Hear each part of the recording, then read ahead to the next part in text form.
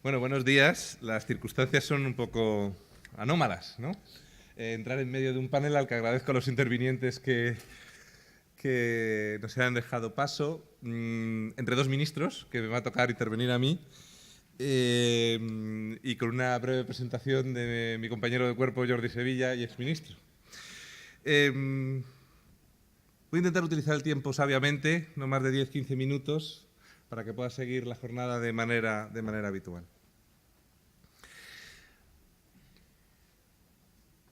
La industria del automóvil y su evolución en los últimos años es quizás uno de los mejores ejemplos de cuáles han sido los objetivos centrales de la política energética en España en los últimos años. Al principio de esta legislatura nos encontrábamos con lo que a mi juicio eran tres problemas graves y fundamentales en el sector energético español que había que afrontar.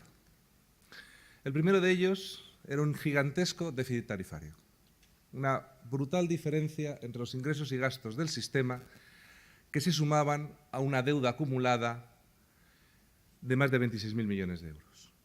Pero el problema no eran tanto los 26.000 millones de euros como de no haber tomado medidas, el déficit anual se situaba en el entorno de los 10.000 millones de euros, de un punto de PIB.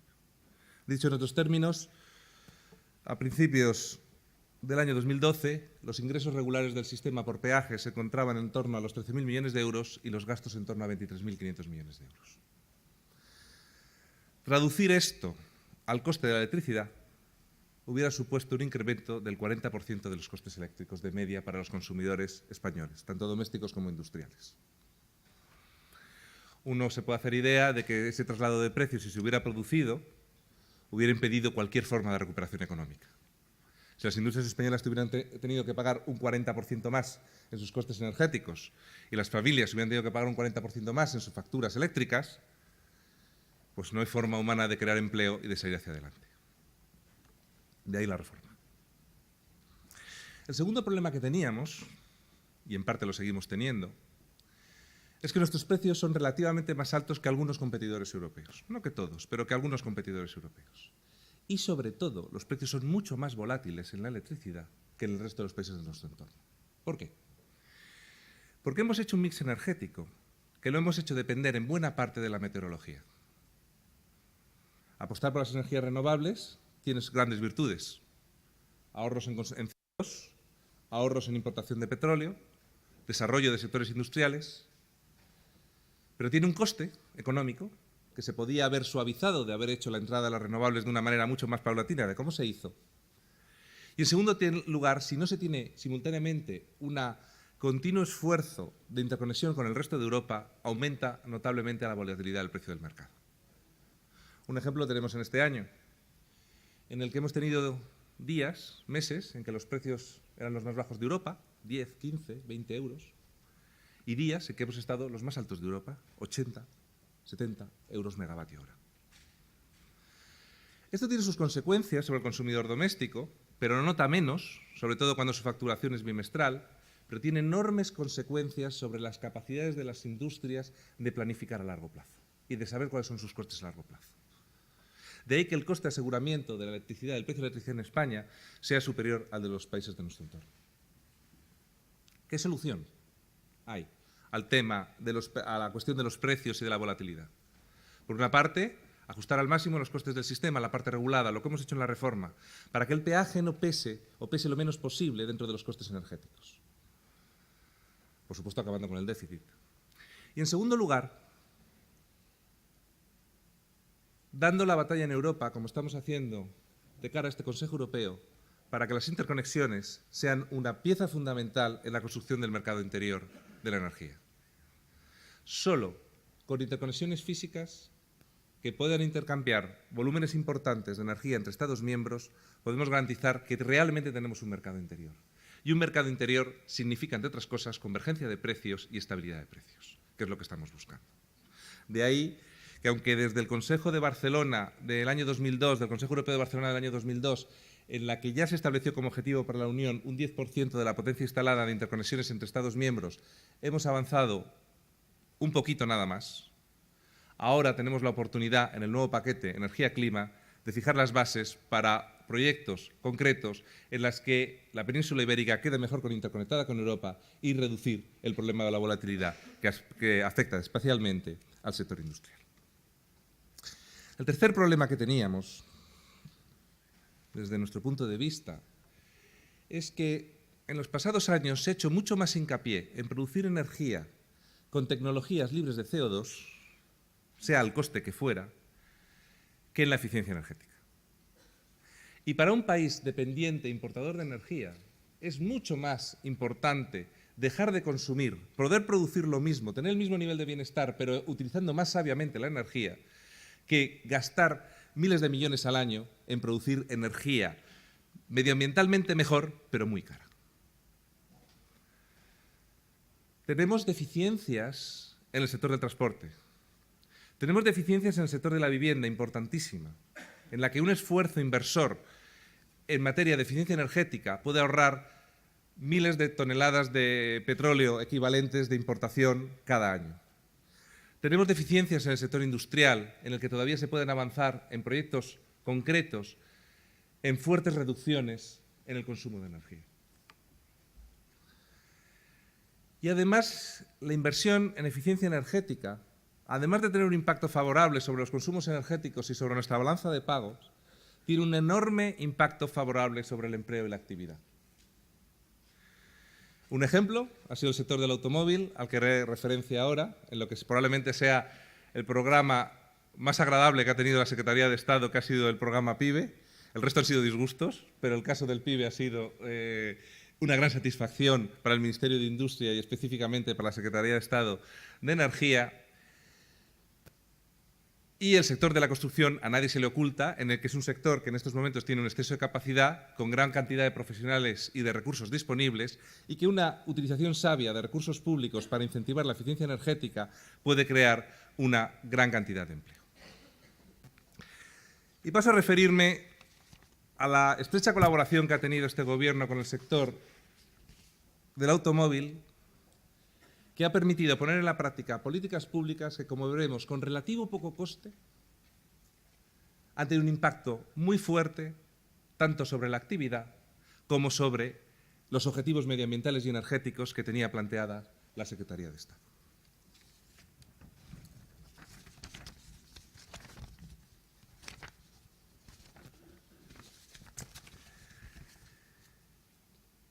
Llevamos aprobados y ejecutados 6 planes PIBE.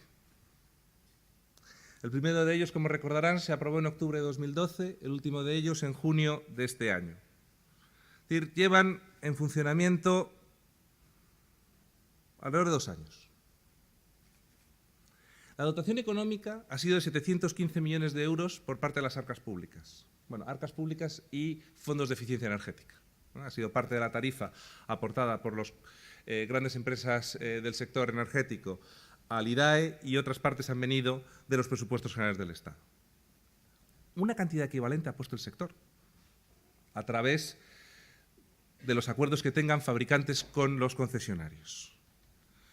¿Cuáles han sido los resultados? 711.000 vehículos acogidos a los planes, 2.582 concesionarios adheridos al plan PIBE. En nuestras estimaciones, alrededor de 250 millones de litros de combustible año ahorrados. Reducción de más de medio millón de toneladas al año de CO2. Y para 2015 tenemos previstos en los presupuestos generales del Estado otra dotación de 175 millones de euros para hacer lo que sería el PIBE 7. Todo ello con un coste medio por expediente de 2,76 euros. Es decir, a base de esfuerzo y a base de informatización, a base de utilización de los recursos públicos de la mejor manera posible y de una gran colaboración con los concesionarios y con el sector del automóvil, el coste por expediente han sido 2,76 euros. El abono se realiza en un plazo inferior a 15 días y el número de reclamaciones es prácticamente irrelevante respecto a los 711.000 expedientes que se han tramitado. Cuando se trabaja bien y cuando se trabaja en colaboración, cuando se tiene la información y hay una relación leal entre la administración y el sector, se pueden hacer cosas sin coste elevado, con un fuerte impacto y que todo el mundo entiende las consecuencias que ha tenido sobre el sector del automóvil en España y al mismo tiempo sobre el otro objetivo que es fundamental y el que causa que sea financiado con recursos energéticos, que es el ahorro y la eficiencia energética. Para nosotros el PIBE ha sido un ejemplo de lo que deben ser el resto de programas de eficiencia energética en los que vamos a hacer una apuesta en este próximo año de la legislatura.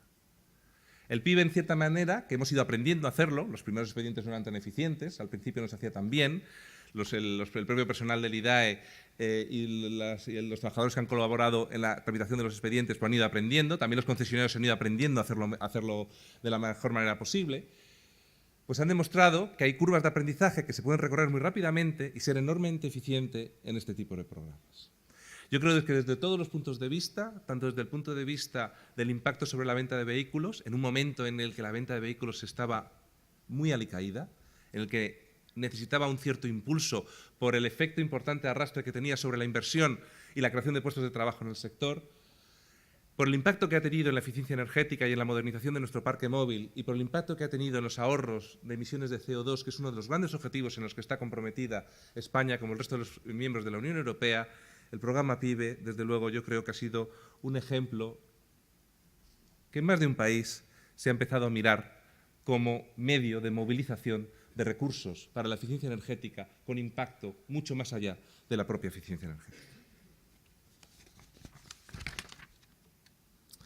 Junto al programa PIBE, depende de la Secretaría de Estado el programa Movele. Además tenemos los programas PIMA, que dependen, como saben, de otras partes del Gobierno, que también ha ayudado a la modernización, como decía antes la ministra, del sector de furgonetas y otros medios de transporte. El programa Movele, que es el programa de impulso de la demanda de vehículos eléctricos, tiene un tamaño evidentemente muy inferior al del PIBE, pero sí marca otra tendencia que para nosotros creo que es importante. Poco a poco vamos a ir hacia una electrificación del transporte. En el caso del transporte de mercancías, seguramente tendrá un peso importante el ferrocarril, irá ganando peso. En el caso de transporte de familias, el vehículo eléctrico irá ganando peso a medida que se vayan desarrollando modelos más eficaces, con mayores prestaciones, y las administraciones ayudamos a resolver los problemas de recarga que van asociados al vehículo. Pero es evidente que hay una eficiencia a ganar por parte de todas las economías de cargar vehículos por la noche cuando la demanda de electricidad es muy baja. Aprovechar la demanda valle, que es energía barata, para cargar vehículos que ahora mismo tienen prestaciones limitadas, pero con el tiempo van a ir ganando prestaciones. En este sentido, el Plan Movele creó un catálogo de vehículos subvencionados, tiene un acuerdo con más de 400 concesionarios y hay una ayuda media entre 4.500 y 6.500 euros para vehículos comerciales. Tiene un presupuesto de 10 millones, más modesto, pero para el peso que va teniendo el vehículo eléctrico en España es un apoyo fundamental. Junto con ello, desde la Secretaría de Estado, estamos desarrollando con el IDAE, con un programa piloto en las Islas Baleares y después en las Islas Canarias, despliegue de postes de recarga para vehículos eléctricos, especialmente en las zonas hoteleras, donde puede tener un recorrido muy importante. En las islas cuyo tamaño es pequeño, el vehículo eléctrico es ideal. Y en este caso el problema es cómo distribuir la energía, cómo conseguir que la energía llegue al consumidor final. Y estamos llegando a acuerdos con el sector hotelero para realizar su despliegue tanto en las Islas Baleares como en las Islas Canarias.